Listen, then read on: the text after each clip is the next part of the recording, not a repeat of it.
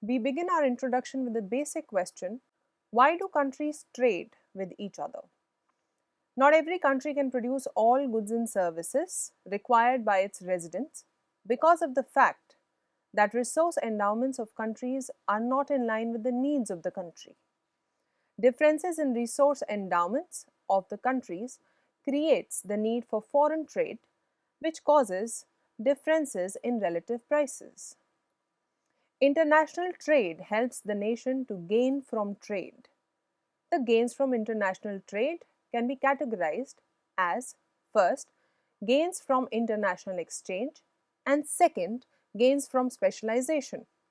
After studying this module, you shall be able to understand the production possibility frontier, the transformation curve, understand the concept of opportunity cost, relative commodity prices, demand, production, and consumption equilibriums, understand the concept of gains from trade and staple theory of trade.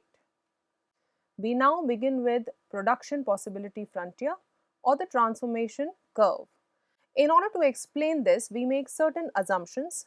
First, resources are fixed. Second, technology is given. There is no change in technique. And third, nations can produce only two goods. PPC or production possibility frontier shows all those combinations of two goods which the nation can produce by most efficiently and fully utilizing all its resources or factors of production. The curve shows the frontier beyond which production cannot be carried out on resources and technology that is already available to the country. The figure shows the production possibility frontier of the nation 1 with the resources available to it. The country can produce OA amounts of cloth and OB amounts of wheat, or it can produce combinations of wheat and cloth if resources are used for production of both the goods.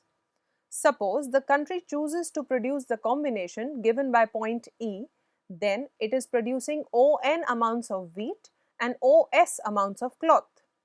If it reduces the output of cloth by EL units, it can increase the output of wheat by H units. A point R represents the combination of ON units of wheat and OF units of cloth. The nation is not fully utilizing its resources without decreasing the production of wheat, and production of cloth can be increased because unutilized resources are still available. Similarly, without decreasing the production of cloth, production of wheat can be restored. Using the unutilized resources, the nation can increase the production of both the goods. Production at point Q cannot take place. Resources are not available to produce the combination that is shown by point Q. We now go on to the concept of opportunity cost. When we move from point E to point F on the transformation curve in the figure, production of cloth is reduced by EH to increase the production of wheat by HF units. EH amounts of cloth is the cost of producing HF amounts of additional quantity of wheat. In order to produce an additional unit of wheat, the nation will have to reduce the production of cloth by such an amount so that resources become available in sufficient quantity to produce additional units of wheat. This cost of production of an additional unit of wheat is written as change in quantity of cloth upon change in quantity of wheat. In the figure, cloth is measured on the y-axis, wheat is measured on the x-axis, and this can be written as change in y upon change in x. If the increase in wheat is 1 unit, then change in y by change in x is equal to the change in y. This change in y is the opportunity cost of producing 1 unit of wheat. The opportunity cost of wheat is expressed in terms of cloth. In the figure, production possibility frontier is like a straight line. Change in y by change in x is constant everywhere on this line. Change in y by change in x is also known as the slope of production possibility frontier. The slope of straight line is obviously constant, therefore opportunity cost is also constant. In order to produce an additional unit of x, change in y units of cloth are required to reduce. This ratio of change in y upon change in x is also known as MRTXY, that is the marginal rate of transformation between x and y. Since the slope of production frontier is constant, the curve shows opportunity cost, which is constant. In real life, nations are facing increasing opportunity cost instead of constant. This means the country must give up more and more of commodity to release enough resources for the production of other commodity. Increasing opportunity cost gives us a production possibility curve which is concave to the origin. In the figure, production possibility curve is AB. Suppose now that the economy is producing OA units of Y and 0 units of X.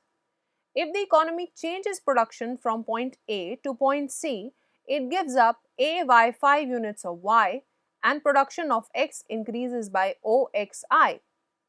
If the economy decides to reduce the production to point D, the production of Y decreases by Y4, Y5, but production of X increases by HD only. HD is less than Y5C. Although the nation has reduced the output of Y by the same amount as was done earlier, the output of X has increased by a very small amount.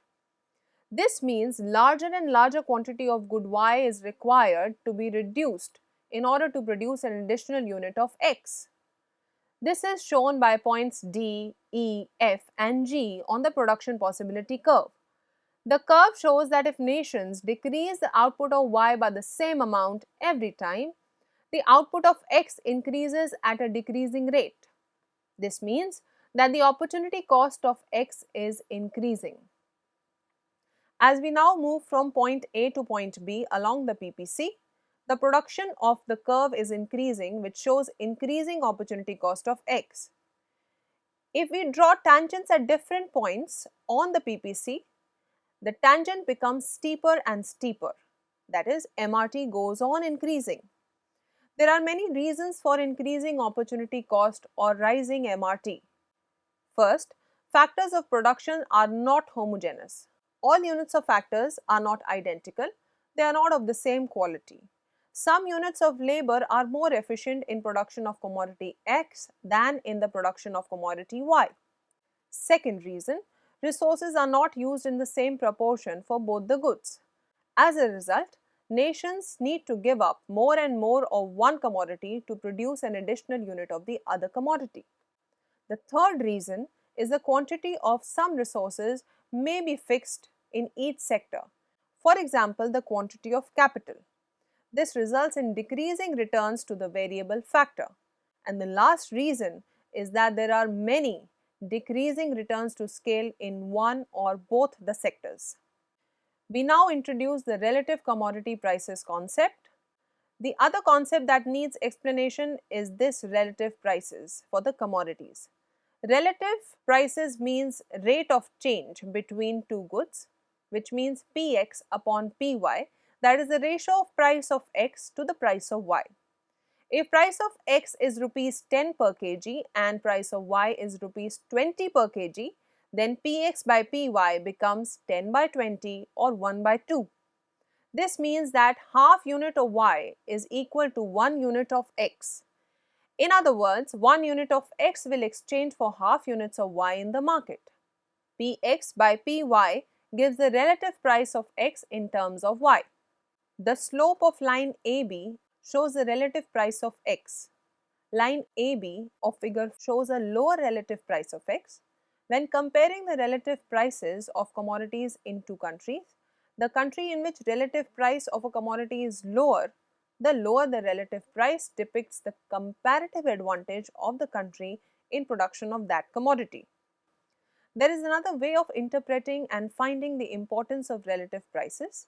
The slope of line AB, which can be treated as a budget line or price line, shows the relative price of X when there is perfect competition in domestic market and firms maximize their profits. The economy will maximize its national product measured in real terms, and production will be determined uniquely by the relative prices. Let us choose a set of price arbitrarily and show how these determine the output of each commodity. In the figure, we have the production possibility curve PP and the price line as AB. The slope of AB shows the relative price of X, and the slope of price line Px by Py, the slope of production possibility frontier PP, is equal to E, where Px by Py is equal to MRT and is equal to change in Y by change in X.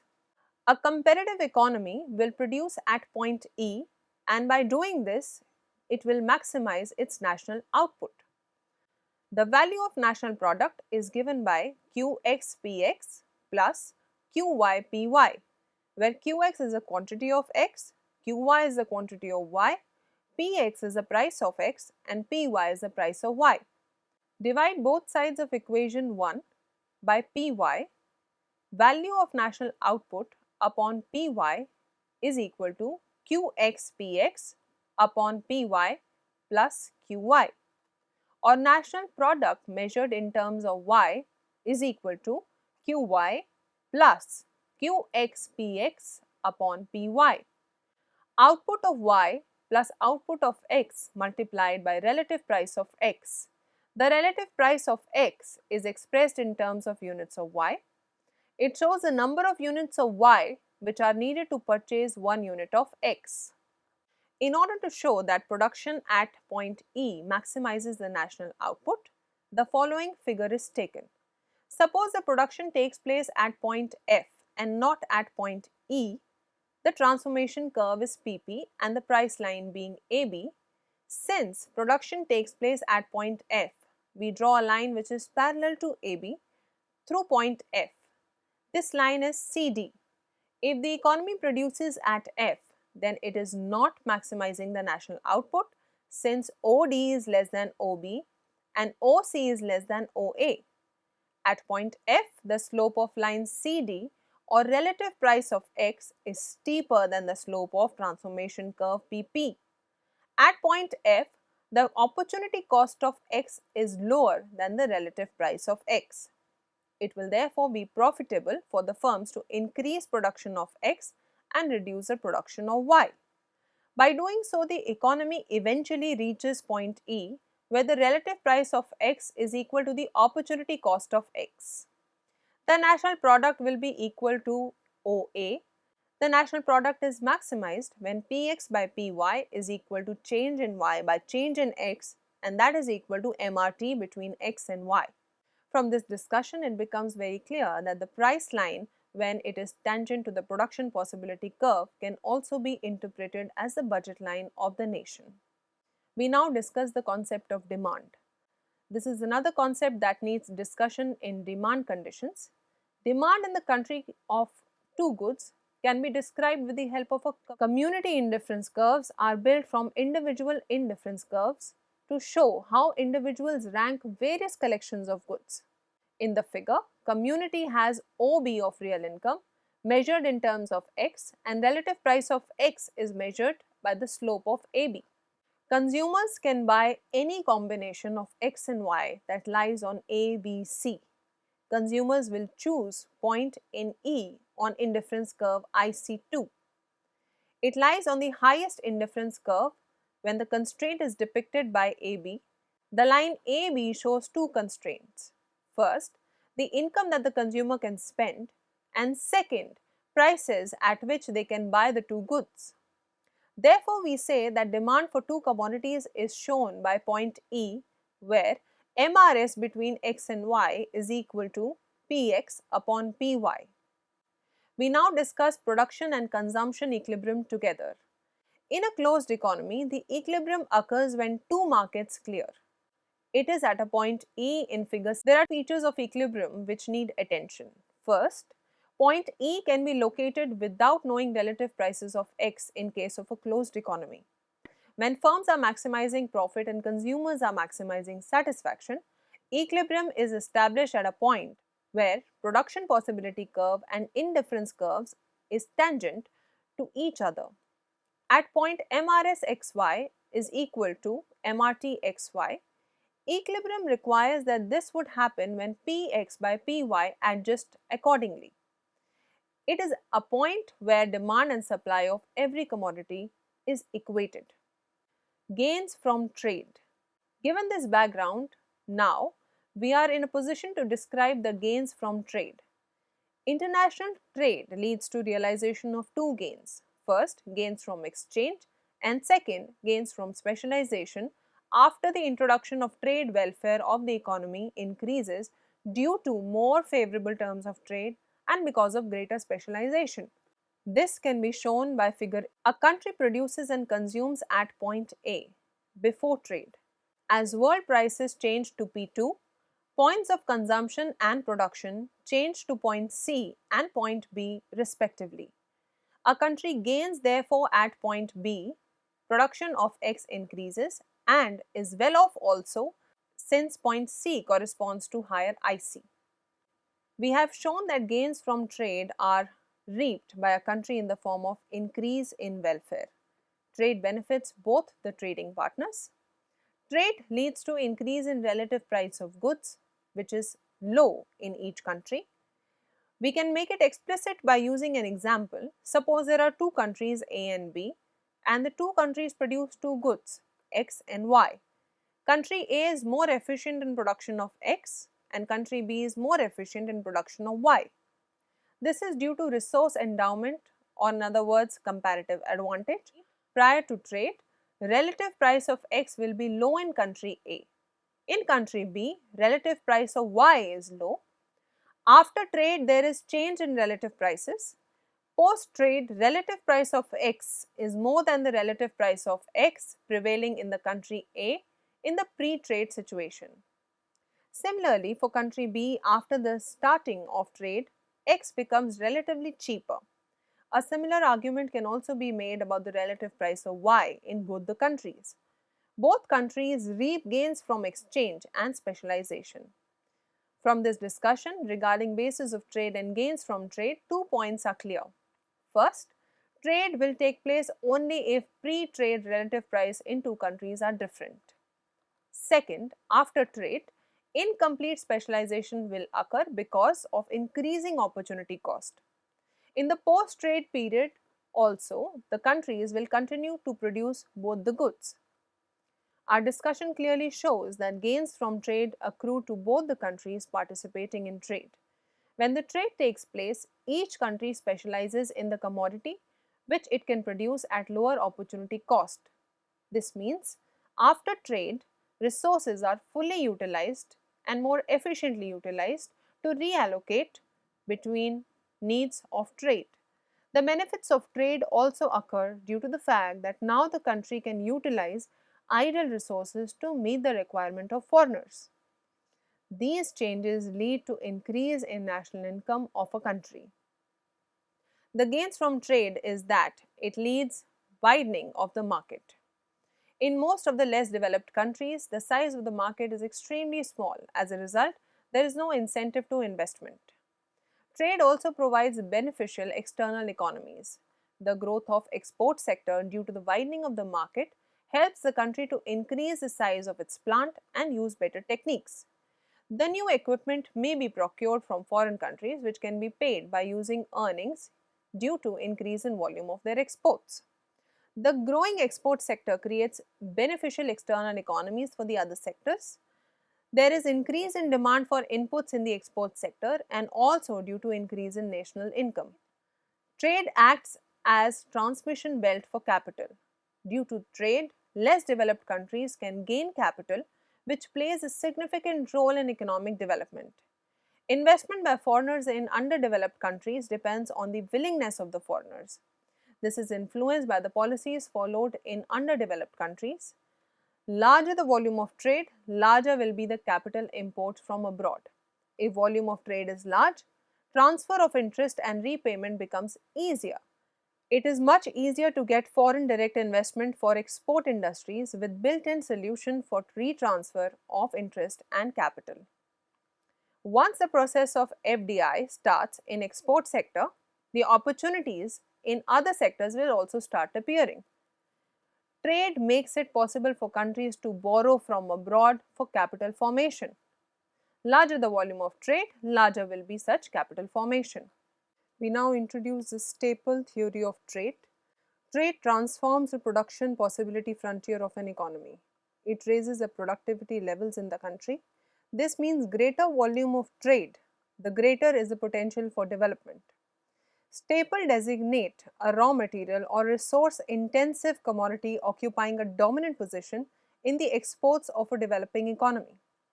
The country has a comparative advantage in this commodity. Exports of such goods create substantial growth in national income and per capita income. This increases savings and investments in the developing economy. The staple commodities are exchanged for machinery, capital goods, raw material, and semi finished goods required for economic development. The larger exports enlarge the volume of imports of equipment and technical know how without creating the problems relating to BOP. Accordingly, trade provides capital, technical know how, and skills essential for economic development. Trade has a continuous effect on the economy. According to Gordon, there are 5 effects of trade on an economy. The first, impact effect of trade. This is in the form of static gains of trade due to division of labor and specialization, which leads to increase in current income. The second is capital accumulation effect. An increase in capital formation because of static gains, gains from impact effect, leads to increase in income, which leads to increase in savings and investments. Third, substitution effect, which may result from possible fall in relative price of investment goods to consumption goods if investment goods are import intensive. Fourth, income distribution effect. There may be a shift in income towards factors that are used intensively in production of exports. And the last is factor weight effect. This is weighted average of capital and labor growth rates. If export rise, then export will use the factor of production which is growing faster and the rate of growth of export will rise fastly. Trade also leads to increase in efficiency by reducing organizational dualism. As already mentioned, that trade brings in foreign capital and foreign direct investment, particularly in the export sector. Critics allege that foreign direct investment creates enclaves and promotes dualism.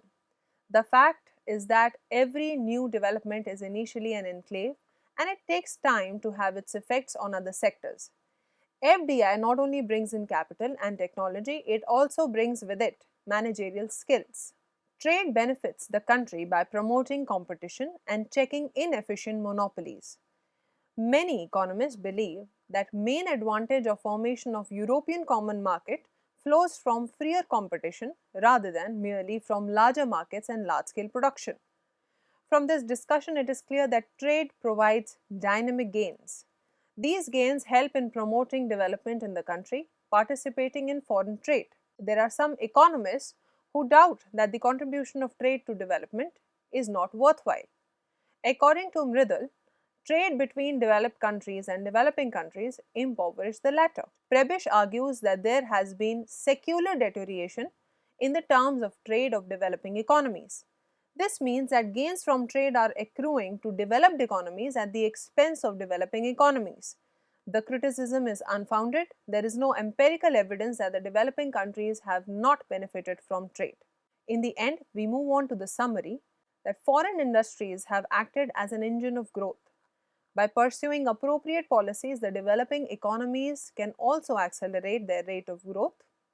Trade opportunities have benefited the developing economies by enabling them to use unexploited resources, accumulate capital, and acquire knowledge and skills required for their development.